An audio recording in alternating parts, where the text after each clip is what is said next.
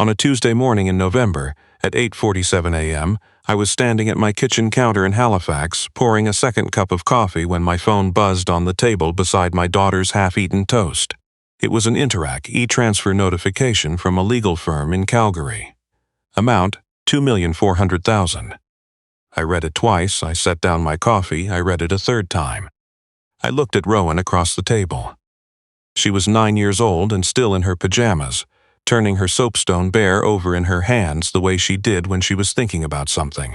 I looked at the rolled canvas wrapped in craft paper, leaning against the wall in the hallway. The painting I had carried out of a stranger's basement 9 days earlier for $400 and a signed bill of sale. And then I looked back at my phone, and I sat down very slowly in the kitchen chair. 3 months before that morning, I had been a divorced single father, running a one-truck HVAC company out of my house on Barrington Street North, stretching child support payments across a month that always felt 2 weeks too long. 9 days before that morning, I had paid $400 for what an estate appraiser had certified as a worthless reproduction. But here is what I did not know yet, sitting in my kitchen at 8:47 a.m. with the steam rising off my coffee. The man who had falsified the appraisal report on that painting. The man who had spent weeks building a patient, careful plan to acquire it from the estate for next to nothing, had received word of the authentication that triggered the sale at almost exactly the same time. I was reading my e-transfer notification. He was already in his car. He was already driving across the McDonald Bridge from Dartmouth toward Halifax, and before the afternoon was over, I would be standing in the snow outside my daughter's school with my hand on her backpack strap, looking at a man who had spent 20 years falsifying appraisals for a living and had decided that he was not going to let a heating technician from the North End take what he believed belonged to him. This is how it happened, all of it. My name is Glen Bauer. I am 44 years old. I run a one-truck heating and cooling company out of my home in Halifax, Nova Scotia. I specialize in residential and light commercial work across HRM, which is not a glamorous niche, but it comes from a background that is, in its own way, stranger than the work. From 2012 to 2018, I worked as an estate insurance assessor for a regional insurer operating across Nova Scotia and New Brunswick. 6 years of walking through properties and cataloging their contents. Farmhouses in Antigonish, waterfront estates in Chester, old stone buildings in Wolfville and Annapolis Royal. My job was to look at what people owned and determine what it was worth so the company could decide what to charge to protect it. I had a certificate in fine art valuation from NSCAD. I could tell you in 4 minutes whether the oil painting above your grandmother's fireplace was a department store print or something that should go to auction. I left that work in March 2018, 6 weeks after my separation from Caitlin was finalized. I needed a job with predictable hours. Something where I could be home before 6 and pick up Rowan from school without rearranging my week around a supervisor's schedule. So I completed my Red Seal certification and opened the HVAC company. And I spent the next 5 years servicing heat pumps and boilers and air handlers in houses across HRM. It paid the bills. It kept Rowan in the same winter jacket the other kids at her school wore. And it meant I was always there at 3 o'clock. On Wednesday, November 6th, I got a service call from a property management company looking after an estate on Yonge Avenue in Halifax's South End. The boiler had lost pressure and the house was going cold. They needed someone that afternoon. I drove over. The house was 3 stories of red brick Edwardian, the kind of property that has been standing since before the First World War and has the quiet authority of something that expects to keep standing. There was a Volvo XC90 in the driveway and boxes visible through the front windows.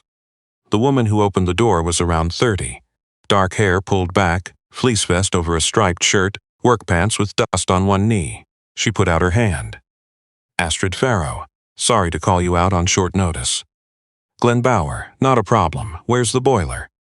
She walked me through the house to the basement. It was a large cluttered space, the kind of accumulation that happens when a family occupies a property for 60 years without clearing it.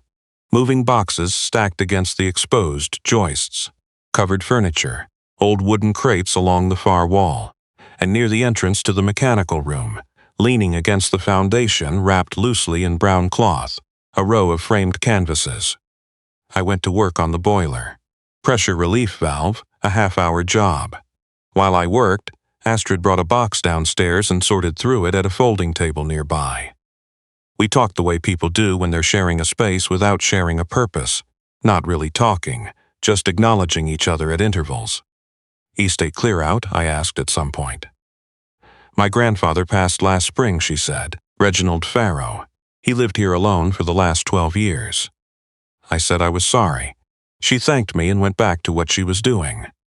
I was packing up my tools when the cloth slipped from the painting at the end of the row. It was an oil on canvas, maybe 24 by 36 inches, in a plain wooden frame.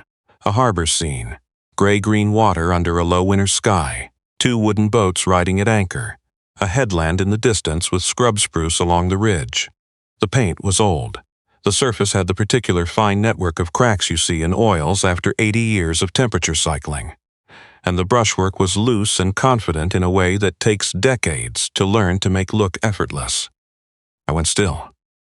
Astrid looked up. "Not much down here worth anything, according to the appraiser.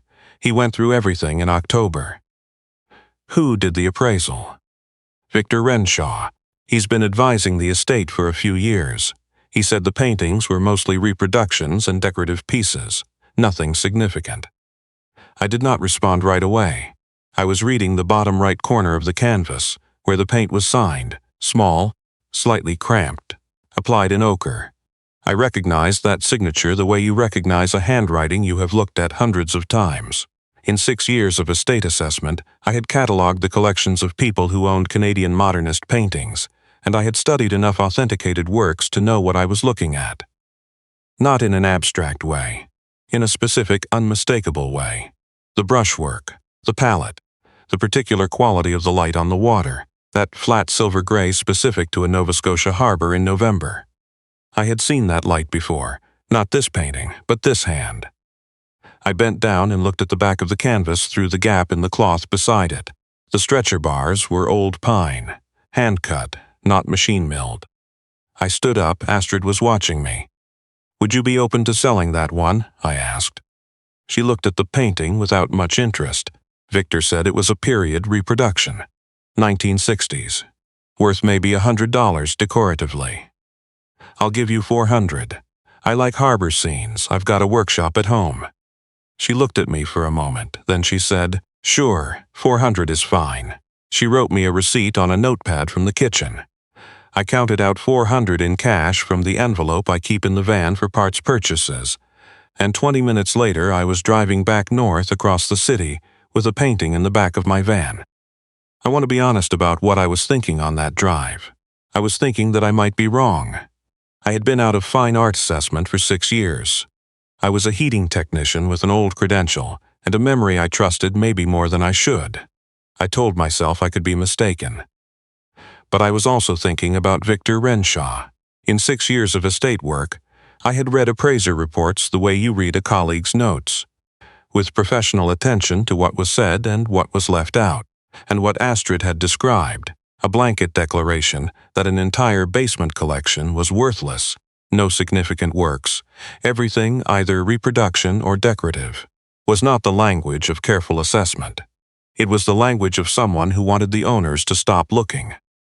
I did not say any of this to Astrid, not because I wanted to take what was hers, because if I was right about the painting, and right about the report, and I told Astrid what I suspected, Victor Renshaw would be in that basement within 48 hours, with a check large enough to close the conversation and small enough to represent a fraction of what he'd be getting.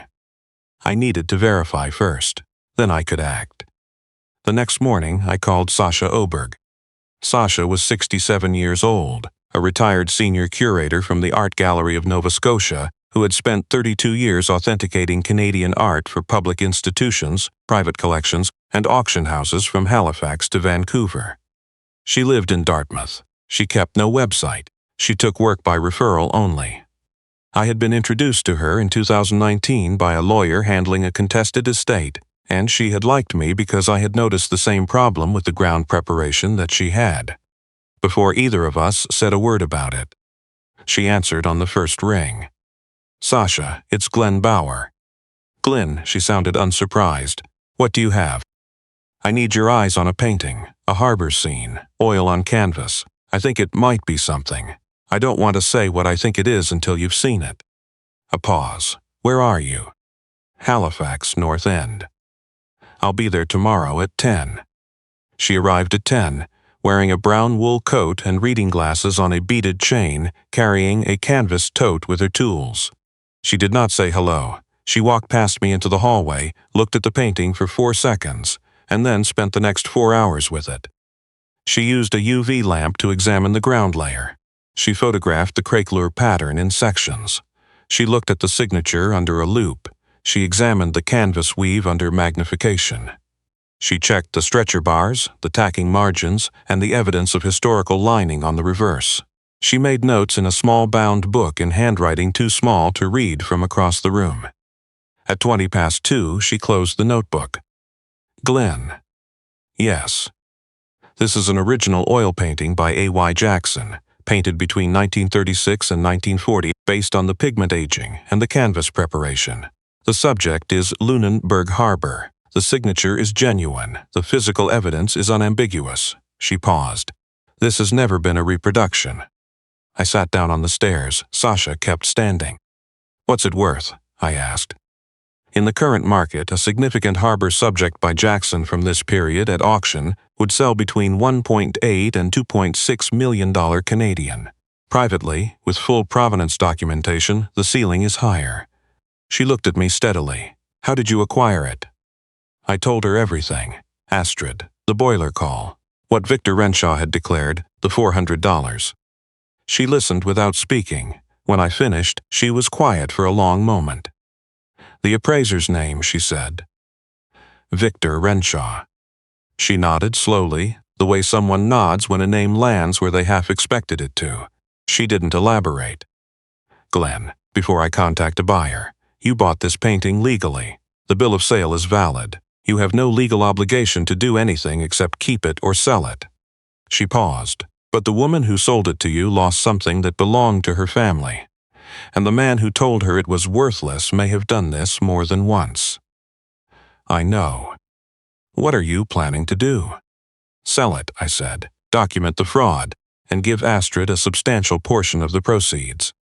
Sasha Oberg, who had spent 32 years in rooms where people fought over the value of beautiful things, looked at me with an expression I recognized, because I had seen it once before, on my father's face, standing on a government wharf in Inverness watching me dive into the harbor after a kid who'd gotten tangled on a buoy in a squall.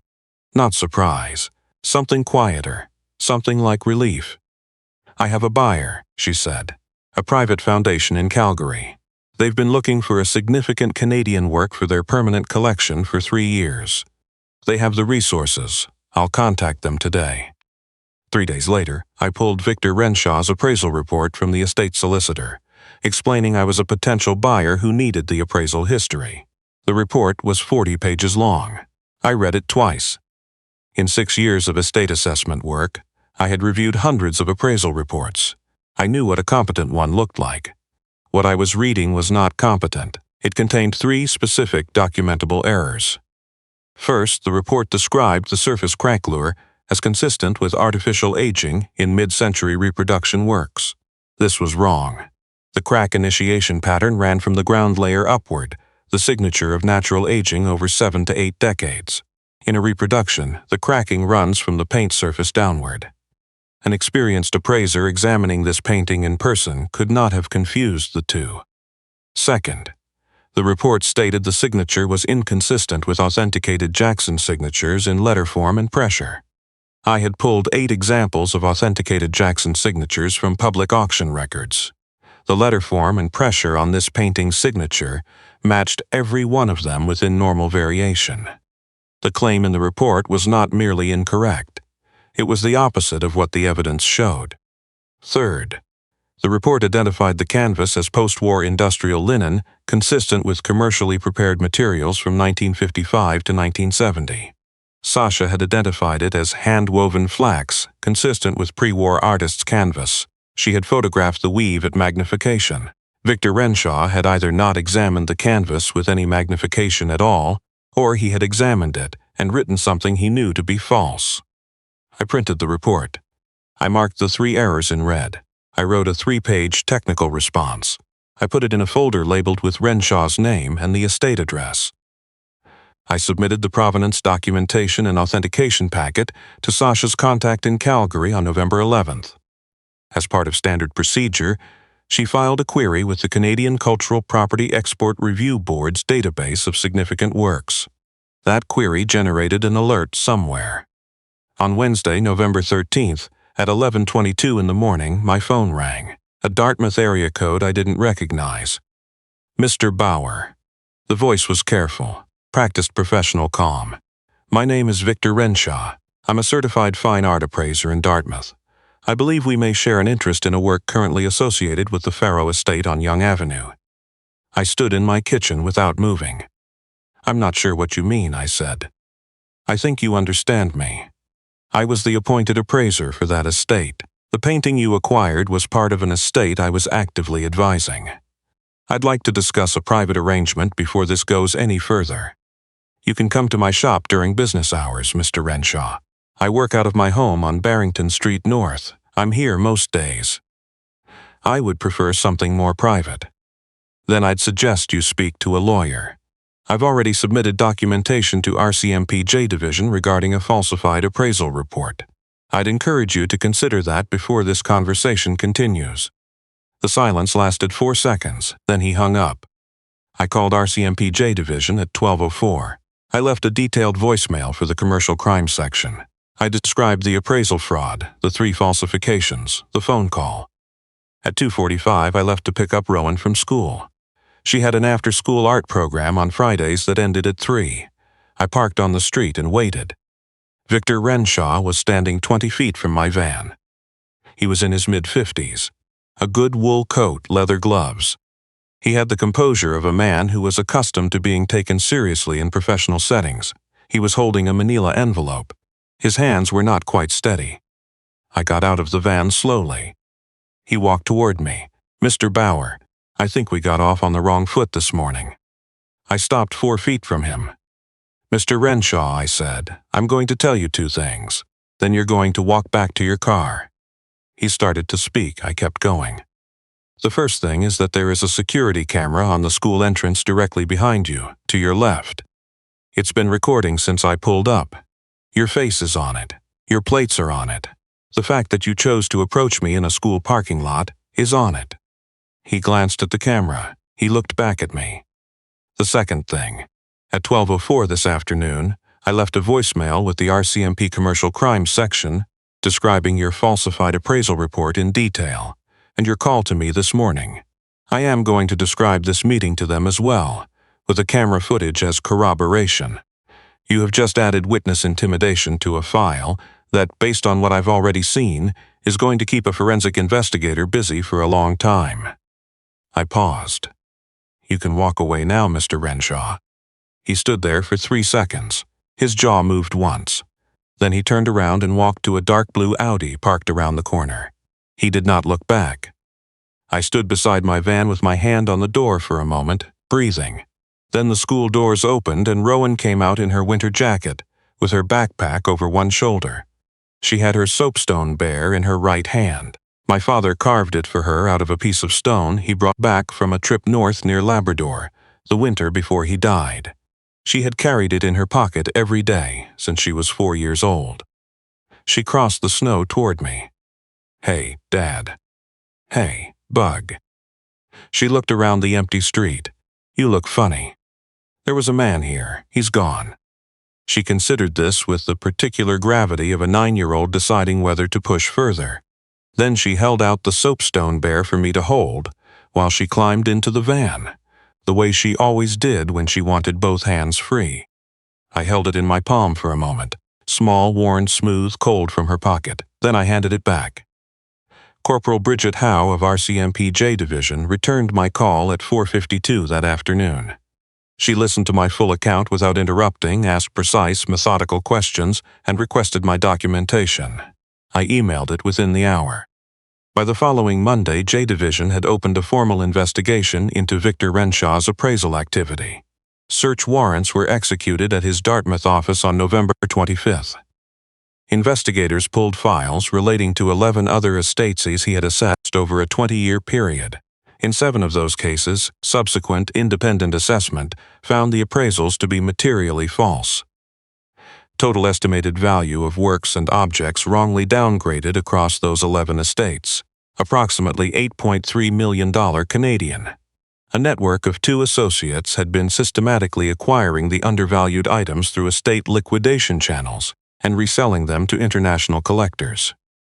Victor Renshaw was charged in January with 8 counts of fraud over $5,000 and 3 counts of breach of trust. He entered a guilty plea in April. He was sentenced to 4 years in federal custody. He was ordered to pay $4.2 million in restitution, jointly and severally with his associates. He was permanently barred from working in any capacity involving appraisal or insurance assessment.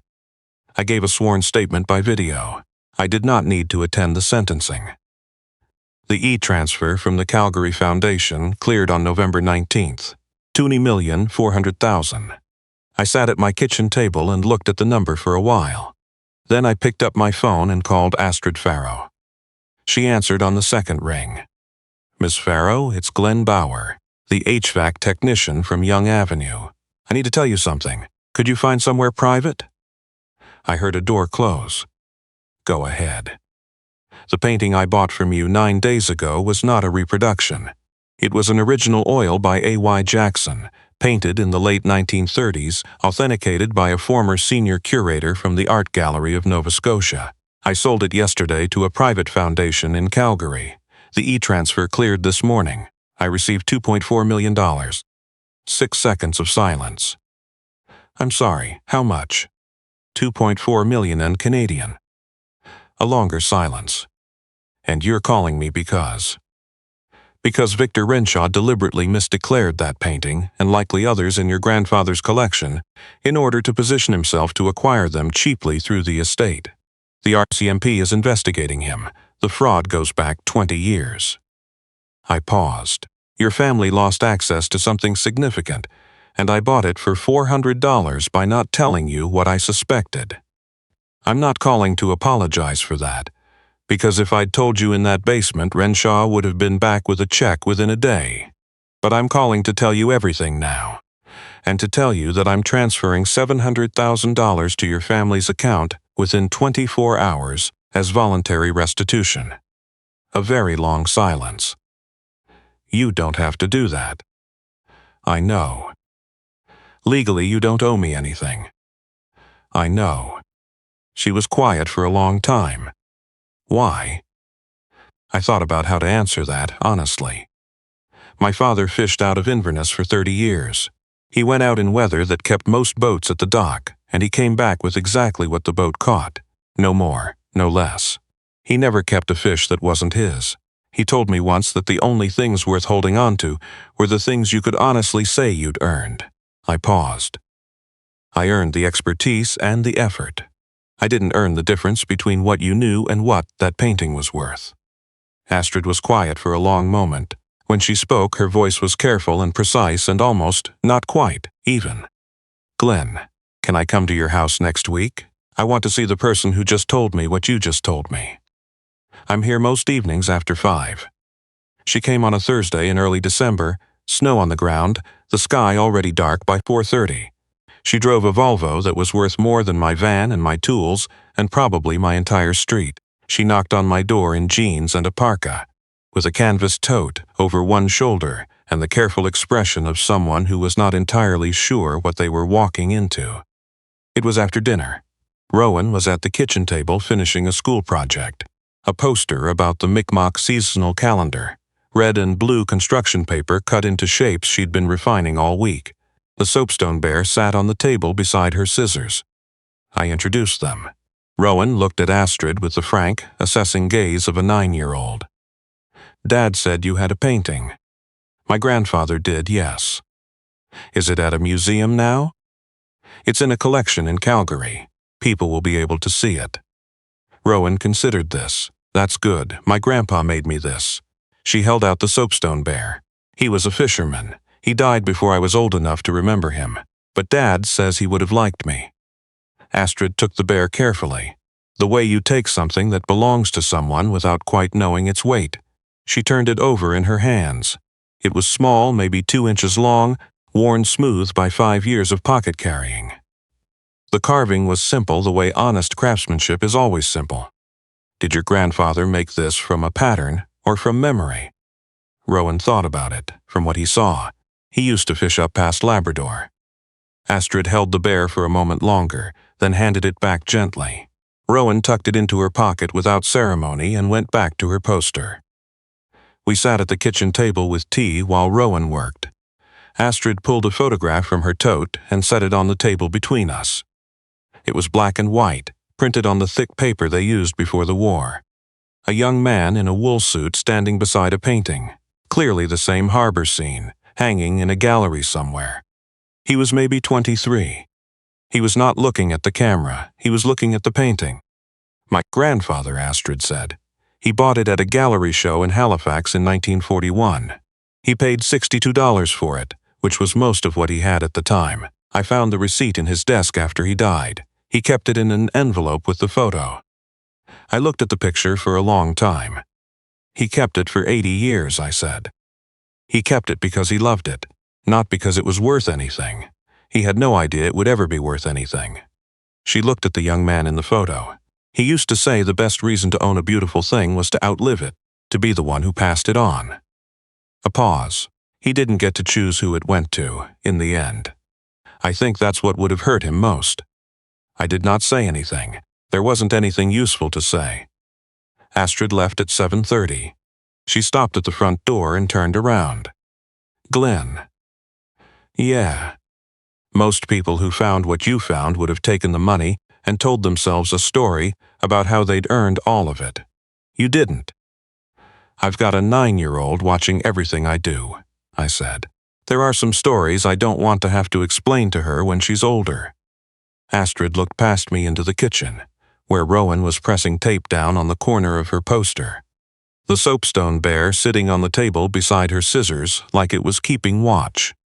She's watching, Glen, Astrid said quietly. She doesn't miss much.